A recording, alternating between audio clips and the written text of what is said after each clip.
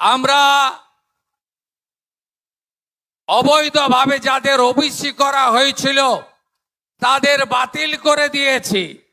আপনারা জানেন কুম্ভকার, স্বর্ণকার, তিলি তেলি এবং কুর্মী সমাজ সহ আমাদের যাদব সমাজ সহ যারা প্রকৃত ওবিসি নাপিত সহ তারা সুযোগ পেতেন না। ভোট ব্যাংকের স্বার্থে আত্মসনের রাজনীতিতে অবৈধ ওবিসি করে দেওয়া হয়েছিল।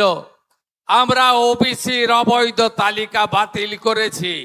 এবারে দেখবেন কিভাবে স্বচ্ছতার সঙ্গে নিয়োগ হয়, কিভাবে school service commission, public service commission, police recruitment board মেধা অনুযায়ী লিখিত পরীক্ষায় ওরালের নাম্বার কমিয়ে আমরা কিভাবে নিয়োগ করব।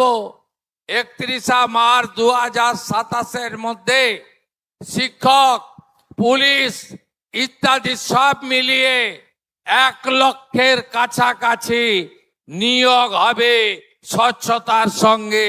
একথা আমি আপনাদের কাছে ঘোষণা করতে চাই।